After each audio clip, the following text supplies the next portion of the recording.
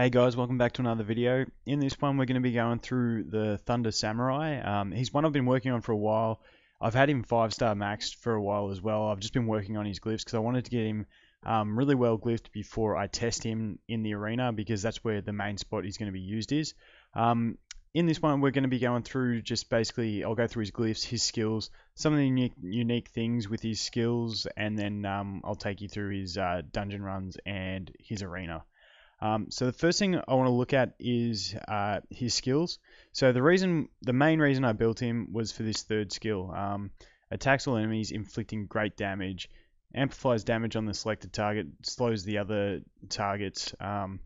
It's basically what we're looking at is it attacks all enemies and it does great damage. And I've got mine max skilled, so that damage, he gets a 20% damage increase and a 1-turn cooldown reduction. His second skill is also really nice. It teams up with 2 allies to attack an enemy, and it's only on a 2-turn cooldown, which is very nice. And I'll show you how that operates in a little bit.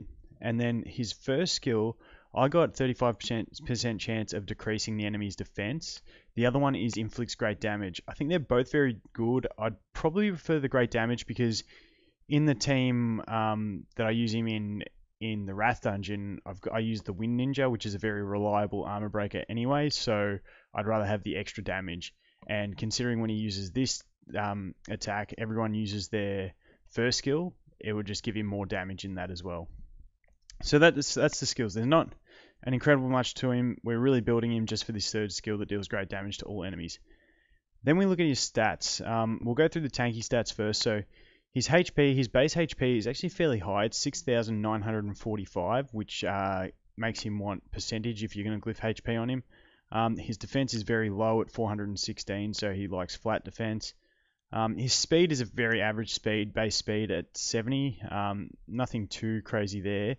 But his attack, which is the thing we really wanted to have high, is actually incredibly high. It's a 1474 base attack, which is actually even higher than my Fire Dragon. My Fire Dragon is 1467, so they're very close, 7 attack in it, but he has got a very decent attack. The other thing is, the great thing about him, he evolves into crit damage, so he's got a high base crit damage too, which is a very good evolution on your attacker, obviously. So that's basically his stats. My glyphs, when I glyphed him, he's actually on a defense glyph here, and that's because I've been using him in dungeon runs. I haven't tested him in arena yet, so this is going to be the first test for him. I'm going to steal this glyph off of my ninja to test him properly in arena. But the defense glyph just helps him in the dungeons survive, because unlike the ninja, he's not on lifesteal, so he doesn't have that little bit of extra sustain. But yeah, the rest of the glyphs will stay the same. So I've got him on speed and attack. Crit rate and crit damage, and then attack, and the other one will be attack. So when I was glyphing him, with my ninja, I know I said I wanted 100% crit because that's what I really wanted, whereas with most of these general AoE attackers, even my Fire Dragon, as long as I'm around that 80 to 90 range, I'm pretty happy with the crit rate. You only have to kill 3 of the enemies to basically win. Basically, if you kill 3 and 1 doesn't get the crit, well, you can work that out after. But crit damage is more important because you really want to land those kills on the one you do crit. Also, speed, he's probably a little slower than I'd want him, but just to get that full damage, I just feel like I really need that extra attack glyph. And in my arena composition, I have enough control. I feel that I can have my attacker that little bit slower and he still gets his turn. So the next thing I want to look at is just the team up skill. Just because it's in there, you won't be using it in arena, but he is handy for dungeons. So I just thought I'd go through that quickly and show you how it actually does operate. So here I have my Druid and my Holy Sister, just to show you that the team up skill actually does make everyone use their first skill, and it does apply those first skill effects. So I'll just auto attack here with my Holy Sister. Okay, now I'll team up on this on the Water Ninja in the middle, and you'll see that my Fire Druid has the evolution skill that she grants herself a speed buff when she uses her first skill, and the Holy Sister you might even see a mute come up on the screen from hers. So we'll just try it. You can see it said muted, and then we also got the speed buff from the fire druid. So that means that they do actually get their skills order the effects from their first skills. So, and then another thing I want to just try is I'll go through this, use the Water Holy Sister skill here, attack, and then if we go 1 second, so you can see the druid has a 2-turn cooldown, which would now be a 1-turn cooldown. The Holy Sister has a 4-turn cooldown, which would now be a 3-turn cooldown. If I team up and then they get their turns again, so it doesn't, a lot of people think that team ups will reduce the cooldowns. It doesn't. It leaves the team's cooldowns where they are. So that's just another thing that some people thought might happen, but it doesn't. Another thing I want to show you is just another quick example that passives don't apply with the team up skills. So the easiest option I have to show that is this guy. So he has that passive where every time he attacks, he sacrifices 20% of his HP and also increases attack bars. So you'll see it happen when I just attack here. So see, we lost HP, refilled turn bars. When I do this, you'll see he doesn't lose any HP and the turn bars don't get filled. So passives don't work. Basic attack skills, those effects work, and it doesn't reduce cooldowns. That's the basics behind the team up skill. Now, I just want to show you guys this guy in action in the dungeons, because I have been using him actually in the dungeons in place of my fire dragon. The fire dragon is a little bit quicker, but a little bit less reliable. So the team that I've been using is my standard sort of, I wouldn't call it a full-on speed team, but it's the fastest team I can do yet, and it's I'm just happy that I'm managing to use attackers at the moment instead of poisoners.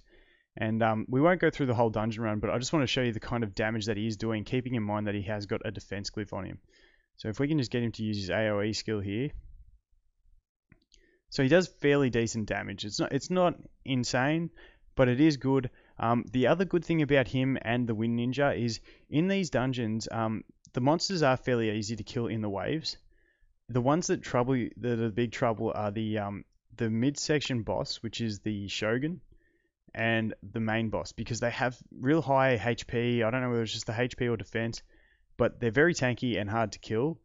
But having this guy and the Wind Ninja, they just speed that process up a lot, because especially the Samurai, he has his team up attack as well, and the Ninja obviously has his armor break.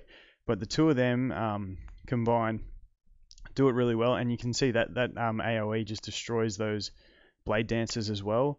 And then if we can, he's going to kill him anyway.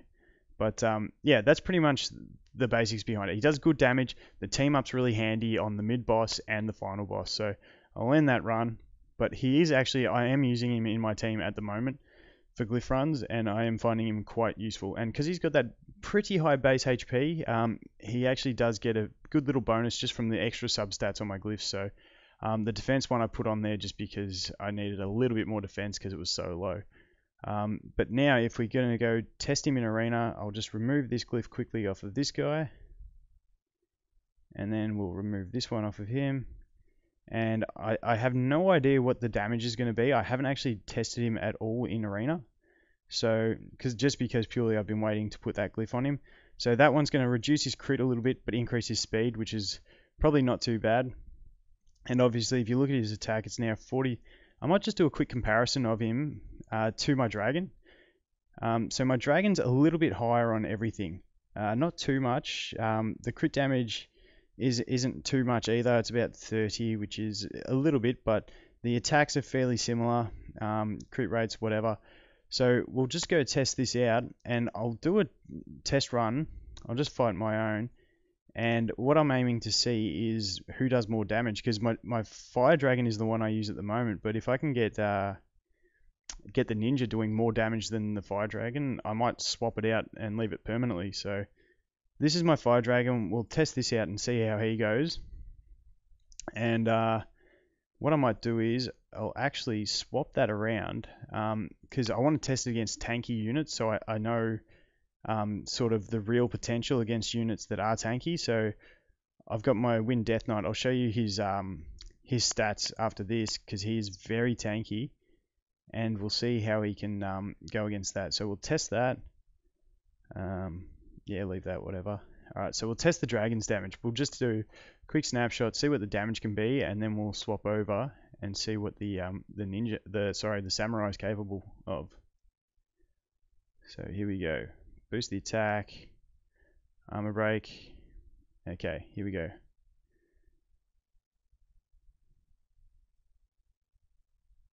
$11,232. Okay. Write that down. Exit the battle, and then we'll swap in the samurai and see what he's capable of, because these two have the same elemental, they're elemental neutral against the wind, so it's a fairly good test. And like I said, their stats are fairly similar at the moment, so we'll test this out and see how it goes. My Wind Death Knight has a lot of resistance, so it's just going to be a matter of not resisting the armor break. So let's give it a whirl. Oops, speed that up. Alright, boost the attack. Armor break. Yes, okay. Here we go. We'll slow it down and see what his AoE does. 11,446. Wow, that's actually higher than my dragon, even though the dragon has higher stats. So that's actually really decent. I'm actually happy with that, and I might use him instead of the dragon. The one thing the dragon has is that advantage of his additional turns. But with lower stats than the dragon, I'm actually quite impressed that he's able to do that sort of damage. So what we might do is we'll go into a couple just normal arena battles and see what he can do. So here's Snow. Let's see if we can get lucky with the Fire Monk on this one again. And we'll just see sort of the damage against lower armored units. So we'll try and stun that. Yep. Boost. Armor break, and then here we go. Let's have a look. I'm not going to be able to read them all, but we'll see. We'll look at the so there's some 12,000s and stuff like that. Obviously, there's elemental disadvantage against the Zealot, but it's very good damage for an attacker. So I'm very impressed with that. And then what I'll do after this is I'll show you my my Wind Death Knight. He is actually very tanky. So that 11,500 damage he was doing to the Wind Death Knight, you'll see why that's actually a lot of damage when you see his defense. Because even with the armor break, my Wind Death Knight has so he has 2166 defense. So even with the armor break, you lose 60% of that. So he's still at around that 900 to 1,000 defense. So that's very reasonable. And yeah, the Wind Samurai, I reckon he's a fantastic unit. If you, like I said, if you're missing that really good Nat 4 nuker, then he's a fantastic option. I think he could be the best nuker for a Nat 3 option.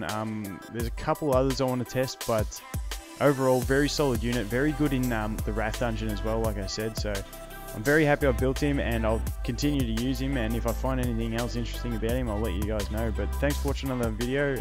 I hope this can help you out and give you a decent attacker for the arena. And I'll look forward to seeing you guys in the next one. Cheers.